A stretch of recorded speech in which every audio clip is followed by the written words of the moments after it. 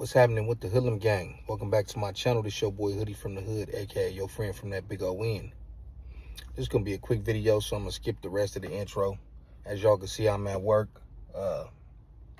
Usually not on beautiful days like this, but I'm here. So this is a last minute video, but y'all see the title, and the reason why it's titled Wack 100 is scared of Charleston White is because it's a fact.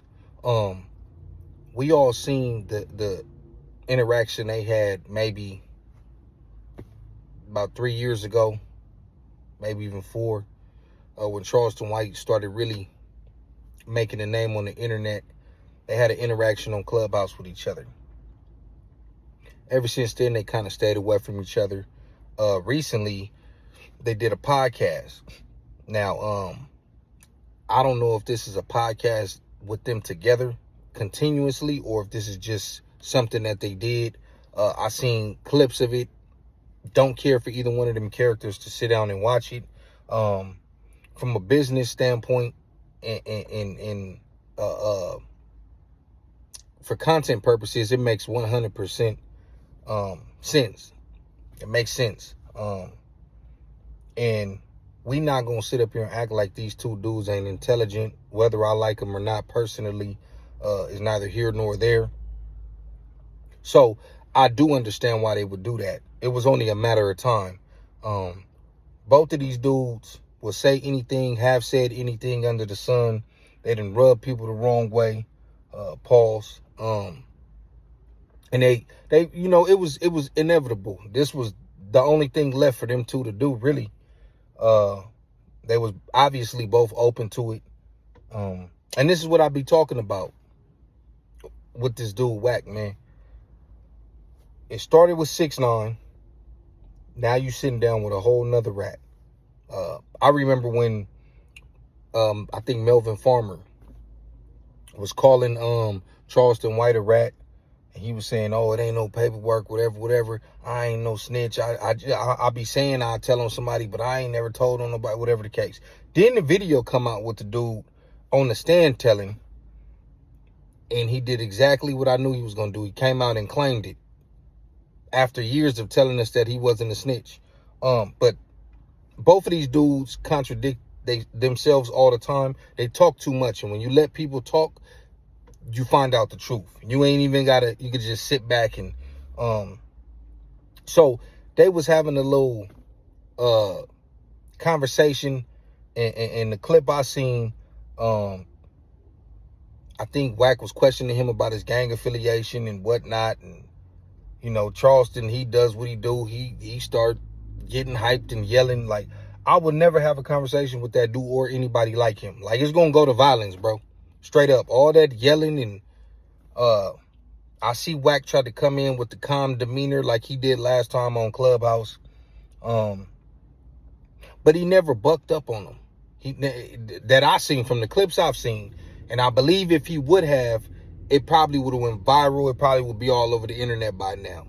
So, you know, Charleston is talking how he talk. He keeping that same energy. I'm going to be completely honest. He keeping the same energy he been having on the internet, right in Wack's face. This is another individual that Wack said he gonna knock out on Pyro. He said that. He said, nigga, whatever he said, you going to bed. You know the same old tire story. And he put it on Pyro. So now you sitting down with this dude. He's still saying he don't like gang members, right in your face. And then this dude, homie, like I said, he runs with these narratives that he hear on the internet. He talking about how gang members take pleas and all this, and when they get in front of the white man, and he keep running with the whole they unalived the white man, which they didn't. His homie did. He didn't do nothing. He told, that's what he did. And then he like, when the Mexicans do stuff, y'all don't do nothing. Listen, homie, this narrative has been debunked so many times, homie. There's literally evidence on the internet of blacks doing stuff to Mexicans too. Not saying that it's cool on either side. I'm just telling these people from out of state who ain't tapped in, who just go off of these narratives. Bro, both sides have done things to each other, to civilians, to innocent people that had nothing to do with anything. Both sides. Not cool, but it happened. For some reason, the narrative that they just do this to black people and black people just take it on the chin or whatever, that's not the truth, homie. Like I said, that's been debunked a gang of times. But he keep running with this because he don't like gang members. He don't like California. He don't like none of that. But like I said, he popping it in Wack face, and at no point did Wack attempt to get aggressive. He turned into a gang counselor. He started talking about how he tell all the kids to join the police academy. What type of big bad gang member, big bad Pyru, is telling the kids to join the police academy? Now, I'm not saying that there's nothing wrong with that. What I'm saying is you could tell them to do anything. Why would you he said, I tell all the kids to join the police academy. It's almost as if he wished he would have joined the police academy, as if he wished he could go back in time and be a police officer. Because you could have told him to be a doctor. You could have told him to be a astronaut. You could have told him to be a lawyer. You could have told him to be anything under the sun. But for some reason, police is the first thing that pop in your head. Being CS2 back ain't enough. You got to be a full-blown officer. He want all the kids growing up to be officers. Come on, bro. I don't know how many times this dude got to say it without saying it. He didn't said it so many times. This dude is the law. He's sitting down with the law. He comfortable sitting down with snitches and these civilians who talk about hood stuff, who know nothing about it. Charleston don't know nothing about it.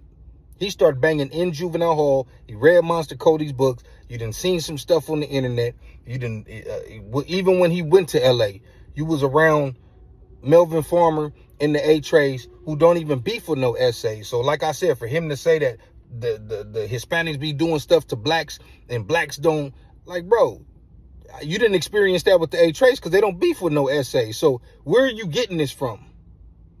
The news. You know what I'm saying?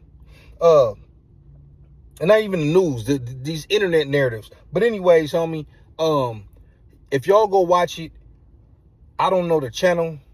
If you just put Charleston White and Wack in, I'm quite sure it'll pop up. But Wack is clearly afraid of that dude and don't want no smoke with him.